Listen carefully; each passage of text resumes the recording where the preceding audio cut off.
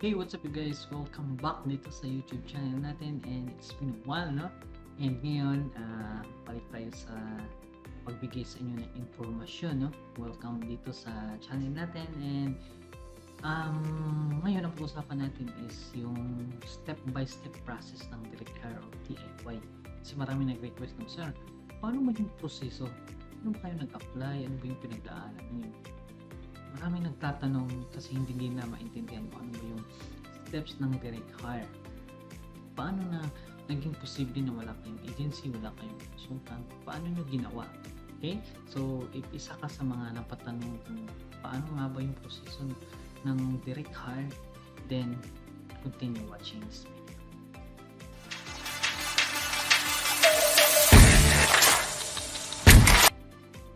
Okay, so sa mga bago pa lang no, na nakapanood dito sa channel ko, hi, my name is Jem and dito sa channel na to, tinuro ko dito kung paano kayo mag-apply dito sa Canada ng direct hire na hindi na kayo dadaan sa agency o hindi kayo magbayad ng malaki.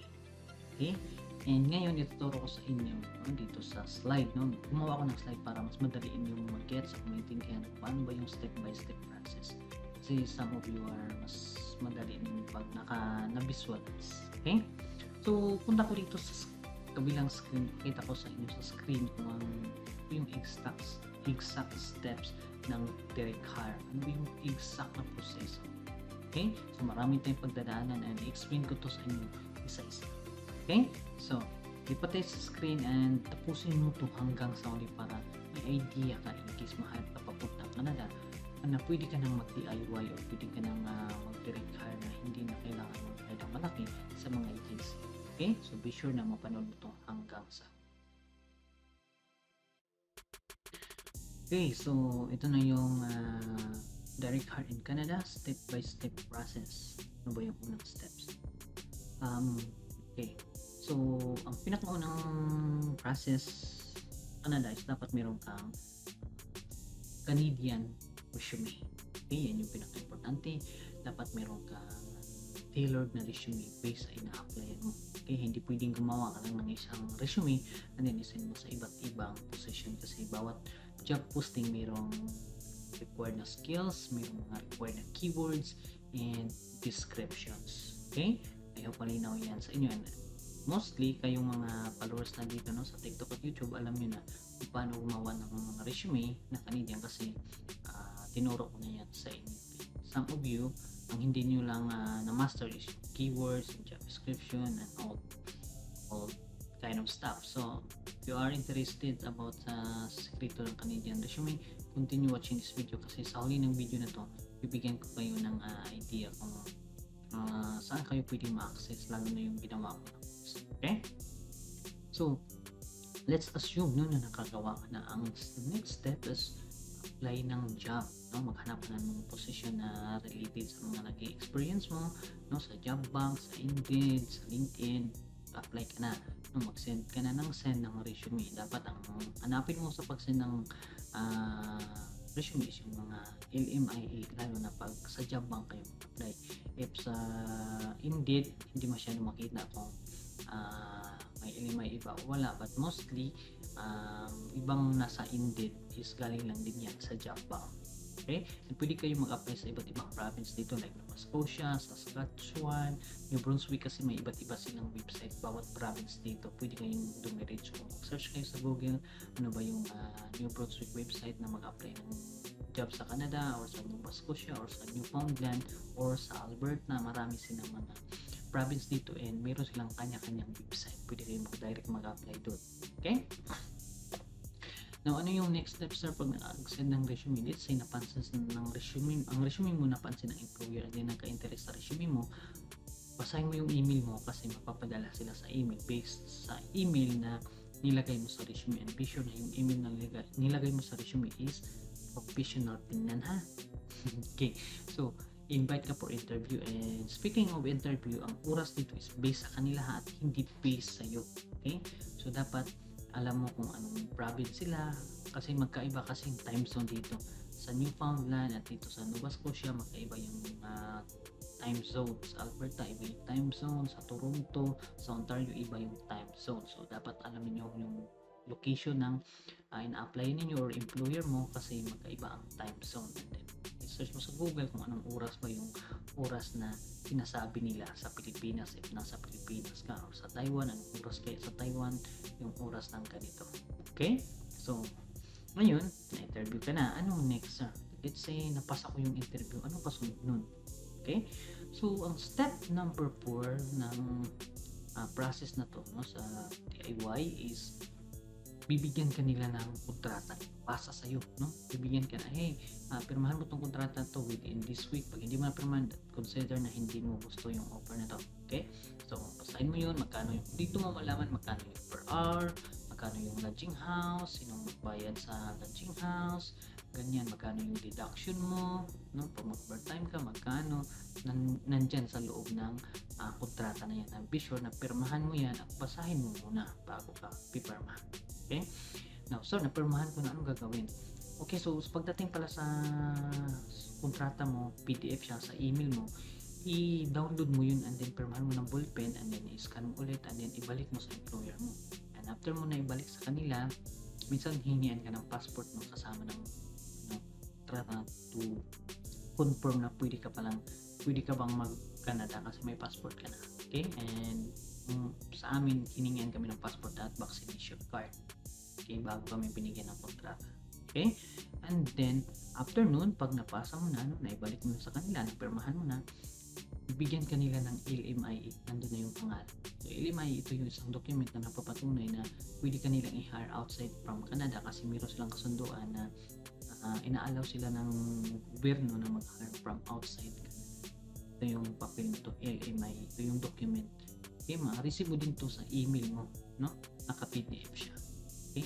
Kasi pag gagawa ka na ng account sa government portal, kailangan ang kontrata at saka LMI. Okay? So, let's say nakapirma ka na, meron ka ng LMI. Ano yung kailangan? So, dito mag-gathered ka na ng mga documents, mag-prepared ka na ng mga documents mo.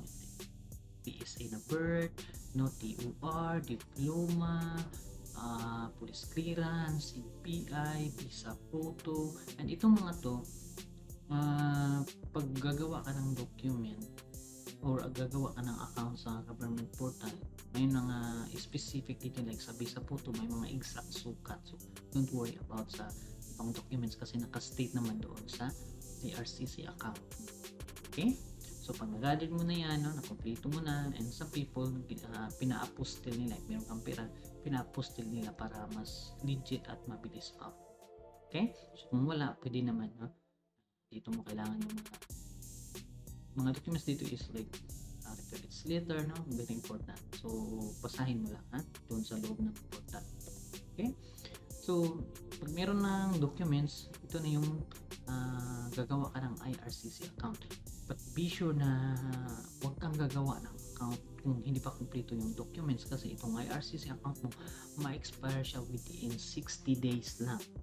So dapat ma-upload mo siya, wala pang 60 days kasi meron akong in-assess before na gumawa siya kasi gusto niya subukan mag-direct hire and then naguluhan siya or nalilito siya, sumakit ulo niya. Na-expire na lang 60 days and pero I think 3 days na lang hindi pa niya nagawa, hindi pa niya na-upload. And pag hindi mo ma-upload yun, hindi ka na makagawa ng account. Makagawa ka pero ibang email. Pero yung email na yun naka-register, hindi mo na magagamit pag na-expire kasi. So, be sure na before ka gagawa ng IRCC account, be sure na kompleto ka sa document. Okay?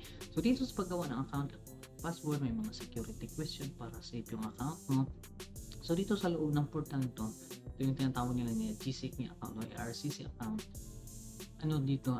Dito mo makikita, ma-download yung ibang form like IMM form, like yung outside Canada form, like mga IMM 5645, IMM 1295, no? Dito yung mga, dito mo siya ma-download. Okay? And dito mo din makikita yung sukat ng visa photo. Okay? Dito mo makikita blocks by blocks na mayroon siya mga blocks na dito mo i-upload yung passport. Itong area na to for passport, itong area na to for LMIA, itong area na to for birth certificate mo, itong area na to for IMM forms, something like that. Okay? So madali lang naman siya pero hindi ko siya pwede maipakita as long as hindi ka pa na-hire or wala ka pang employer kasi very confidential, no? Kasi sa loob to ng IRCC account. Actually, meron akong video na ginawa ko, dinilit ko gawa nung delikado siya, no? So, in case ma-hire ka, gusto mo mag-direct hire o mag-DIY ka, email mo ko, message mo ko kasi i-assist kita. Okay? So, yan yun, no? Next is step number 7. So, step number 7, no? Ito sa IRCC account, upload mo na lahat, certificate, kompleto ka na, no? Yung mga ID mo sa ibang country, nandun yun, lahat na, NBI, police clearance, mag-submit ka na. Ito yung tinatawag nila mag-lodge na lang. So, submit ka na application and saka may bayad ito.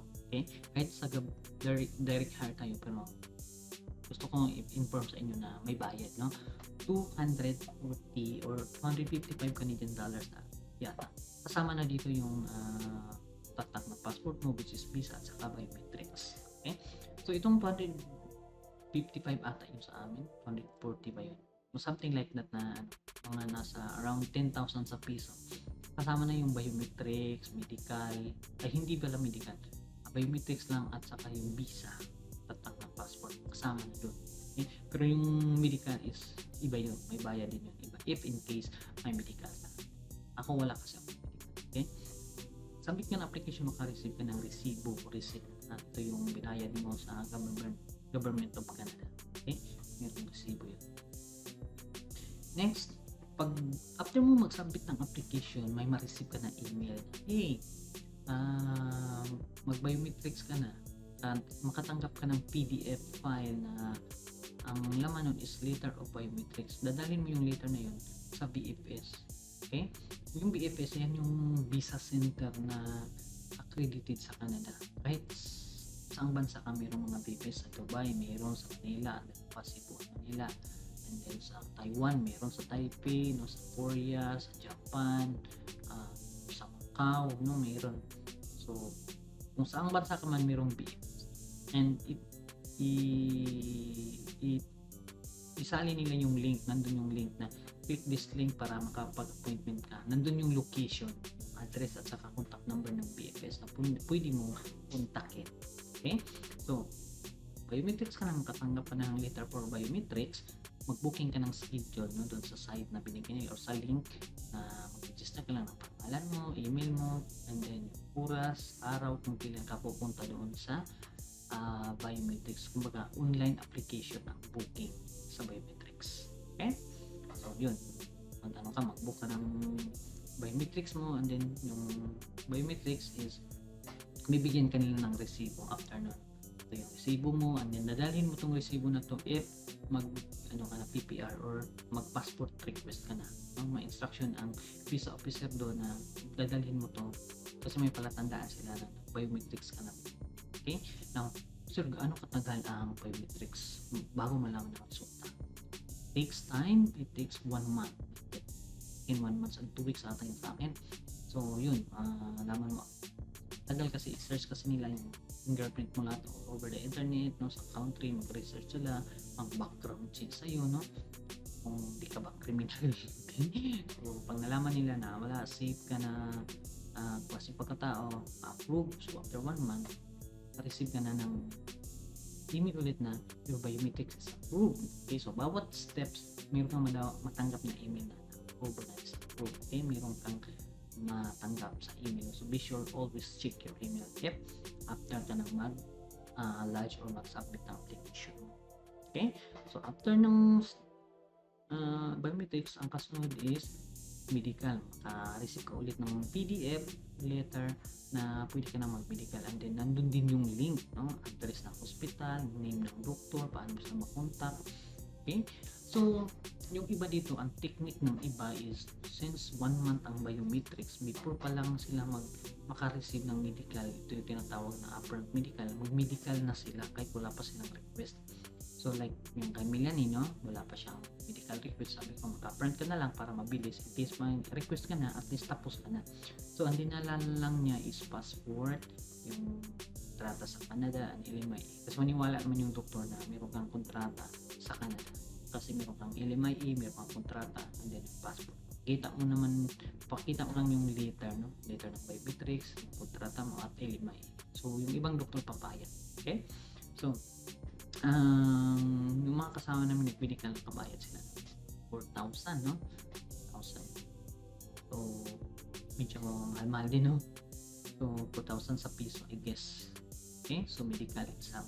So, huwag kang mag-alala kasi doon sa email mo, kita mo yung link kung saan ka pwedeng mag-medical. Kahit saang bansa ka, meron silang exact location kung saan yung accredited na hospital. Okay? Sa amin, sa Taipei, Adventist nata yun. Okay? Pero ako wala akong medical, yung kasama ko lang. Okay? So, yan yun. So, check always your email, ha? Kasi andun yung bawat steps ng application. So, dito sa step 10, ito na yung application flow, meaning yung work permit mo or application mo papuntang Canada, ano siya, approve na. Okay? Now, dito sa step 10, nasa Pilipinas ka, no? Pag na-approve to, ang next step dito is to process your POLO or OEC, no? OEC. Okay? So, pag na-approve na, bago kayo mag-PPR or visa, mag-process kayo ng POLO or OEC. Okay? So, kung outside kayo sa Pilipinas, ang step 11 sa inyo is PPR or ito yung tinatawag na passport request or visa. Meaning, makareceive ulit kayo ng email na, hey, yung application mo approved na, send your passport to BFS to finalize your application. Yan yung email na matatanggap. Okay, so ito yung pinaka-excited kasi tatataka na ng visa yung passport. Okay, so sir, ilang weeks mag-antay ng passport request? So sa akin is 2 weeks lang natapos na siya or na-approve na or natataka na yung passport ko ng visa. After 2 weeks bumalik yung passport sa. So this time, pag mag-PPR na kayo, pag-acknowledge na kayo ng mga leader or manager or supervisor ninyo na mag-resign kayo next month, sabihin nyo na para hindi sila mabigla. Sa akin kasi nung nag-prepare ako, sabi ko mag-resign ako by November kasi naalis ako papuntang Canada pero wala pang date.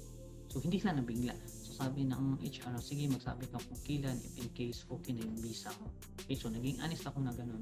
Punta ako ng Canada. But some of you, depende, dumiskarte na lang kayo kung paano. Okay? So after ng visa, no, step 11 is i-email mo yung employer mo na, hey ma'am, sir, na-approve na visa ko, meron akong visa, ito na yon, and then isend ko to para for plane ticket, sabihin mo. So na-approve na yung visa ko, so send mo yung kopya ng yung page na yon na may visa, datak na visa, para mabilang kayo ng plane ticket. Mostly sa direct hire, ang bibili ng plane ticket is employer. Okay? Employer yun. Sagot nila yun. Okay? Some of you, depende na kung may consultant kayo, actually covered na yun sa binabayaran nyo sa consult. Okay? Yun na yung plane ticket. Step number 13, dito na talaga mag-officially resign kayo. Kasi wala nang atrasan to kasi month at date at oras kung kailan kayo aalis kung saang country kayo papuntang Canada. Okay? So mag-resign na kayo, send kayo ng resignation letter, no? Alam na kayo sa mga kasama ninyo. Okay? Mag-banding-banding na kayo. Okay, step 14, ito na yun, no? Banding with your family and friends. So, sa ibang bansa kayo, tawagan nyo ng pamilya nyo na approve na, no? And yung pinaka-exciting part, no? Mag-prepare na kayo papuntang Canada, no? Mag-ano na kayo, halubilo kayo sa mga yung friends kasi pagdating dito, medyo emotional, medyo lonely, lalo na manibago ka sa place, ng katrabaho mo, at saka hindi ganun ka, environment dito hindi unlike sa ibang country na accessible lahat, no? Lalo na dito sa Canada, medyo company na sa province or medyo bundok area, so tahimik dito, and yung emotion mo dito minsan parang maboard ka kasi nanibago ka. Okay? So, banding with your family, no? Kung nasa ibang bansa ka, pwede ka ng bakasyon. Mostly, yung iba kasi nagbabakasyon is after mag-passport request, no? Yung iba, nagbabakasyon na ng mabilisan sa Pilipinas, and then babalik kung saan silang country for flight. Okay? So, banding with your family, no? Kasapin anak mo, asawa mo, okay? So, step number 15, ito na yung schedule. Okay? So, dito, you need to prepare sa mga kailangan mo ng documents na dalhin, especially yung letter of introduction. So, pag PPR mo, mayroong yung visa officer may ibigay na letter of introduction. Nakalagay doon, bring this letter to Canada kasi yun yung hahanapin para sa work permit mo. Kasi i-check yan dito ng visa officer if meron ka ba talagang application dito sa Canada. Don't forget, i-print mo yun, ilagay mo sa folder, no, pinaka-save, kasama yung passport mo, and other documents. Okay? Yun yung pinaka-exciting part, and malayo na mahaba ang flight puntang Canada. Kasi yung galing kami sa Taiwan, ang flight namin is 10 hours straight. Nagland kami sa Vancouver. And meron akong kakilala from Pinas, galing sa Pilipinas, nag-flight siya Pinas to Dubai and then Dubai to Toronto. So, mahabang flight. So, nakarating kami sa company namin is after 26 hours. So, that was a very tiring na experience, nakakapagod na experience yun pagpunta ng Canada. Flight pa lang pag Canada. Okay? So, this is the exact steps, no? So, i-recap natin para mas madali inyong mag-gets. Okay, so step 1, create Canadian resume, apply ka ng jobs, then interview, nakapasa ka, nagpirma ka ng kontrata, nag-prepare ka ng documents, and then gumagawa ka ng account, and then sinabit mo yung account, application mo, and then nag-biometrics ka, then nag-medical exam ka, then approve. Nasa Pilipinas, kailangan before kayo, after ma-approve yung application is mag-process kayo ng food or OEC. Okay, puro itong tinuro ko is more on yun lang nadagdag sa Pilipinas pero applicable to sa ibang bansa. Okay? Canada, sa Japan or Taiwan or Macau. Okay? Ito yung exact steps. Okay? Pero sa Pilipinas, dito lang kayo sa may application approved, no? Yung pangalawang araw dito kayo banda mag POLO or OEC. Pero during sa steps na to pwedeng mag-proceed na kayo. Okay? And then yan, PPR, print ticket, resign na kayo, banding yung family, and then flight ng schedule. Yun lang. Okay? So and after that, makatikim na kayo ng Tim Hortons. Welcome to Canada. I hope isa ka sa ma-meet ko balang araw. Kasi marami din akong followers sa TikTok na na-meet ko sila dito. Okay?